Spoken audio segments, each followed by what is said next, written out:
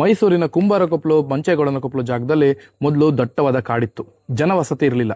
ಮೈಸೂರು ನಗರದಲ್ಲಿ ಕಾಲರ ಪಿಡುಗು ಹೆಚ್ಚಾಗ್ತಿದ್ದ ಹಾಗೆ ಜನ ಎಲ್ಲ ಊರ್ ಬಿಟ್ಟು ಆಚೆ ಬಂದು ಜೀವನ ನಡೆಸಕ್ಕೆ ಪ್ರಾರಂಭಿಸ್ತಾರೆ. ಆಗ ಅಣ್ಣ ತಮ್ಮಂದರಾಗಿದ್ದ ಬೋರಲಿಂಗೇಗೌಡ, ಮಂಚೇಗೌಡ ಎಂಬುವರು ಈ ಜಾಗಗಳಿಗೆ ಬಂದು ತಮ್ಮ ಮನೆಗಳನ್ನು ಕಟ್ಟಿಸ್ಕೊಂಡು ಜೀವನ ನಡೆಸಕ್ಕೆ ಪ್ರಾರಂಭಿಸ್ತಾರೆ.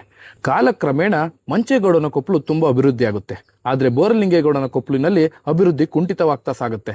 ಆಗ ಅಲ್ಲಿಗೆ ಭೇಟಿ ನೀಡಿದ ದಾಸಯ್ಯನೊಬ್ಬ ಇದರ ಹೆಸರನ್ನ ಕುಂಬಾರಕೊಪ್ಪಲು ಅಂತ ಬದಲಾಯಿಸಿದ್ರೆ ಇದು ಸಹ ಅಭಿವೃದ್ಧಿ ಹೊಂದುತ್ತೆ ಅಂತ ಭವಿಷ್ಯ ನುಡಿತಾನೆ. ಅವತ್ತಿನಿಂದ ಬೋರಲಿಂಗೇಗೌಡನ ಕೊಪ್ಪಲು ಕುಂಬಾರಕೊಪ್ಪಲಾಗಿ ಬದಲಾಗತ್ತೆ. ಇದೇ ಕುಂಬಾರಕೊಪ್ಪಲಿನ ಬಗ್ಗೆ ಇನ್ನೊಂದು ಕತೆ ಇದೆ. ಕಾಲಕ್ರಮೇಣ ಬೋರಲಿಂಗೇಗೌಡನ ಕೊಪ್ಪಲಿನಲ್ಲಿ ಕುಂಬಾರರ ಜನಸಂಖ್ಯೆ ಜಾಸ್ತಿ ಆಗುತ್ತೆ. ಮೈಸೂರಿನಾದ್ಯಂತ ಇವರು ಮಾಡಿದ ಮಡಕೆಗಳು ತುಂಬಾ ಪ್ರಖ್ಯಾತಿ ಪಡಿತವೆ. ಮೈಸೂರು ನಗರದ ಯಾರಿಗೆ ಕೇಳಿದ್ರು ನಿಮ್ಮ ಮಡಕೆಗಳನ್ನ ಎಲ್ಲಿ ತಗೊಂಡಿದ್ರಿ ಅಂತ ಅವ್ರು ಹೇಳ್ತಿದ್ದು ಒಂದೇ, ಬೋರಲಿಂಗೇಗೌಡನ ಕೊಪ್ಪಲಿನ ಕುಂಬಾರ ಹತ್ರ ತಗೊಂಡ್ ಬಂದ್ವಿ ಅಂತ. ಅದು ಬರ್ತಾ ಬರ್ತಾ ಕುಂಬಾರ ಕೊಪ್ಪಲಾಗಿ ಬದಲಾಗತ್ತೆ.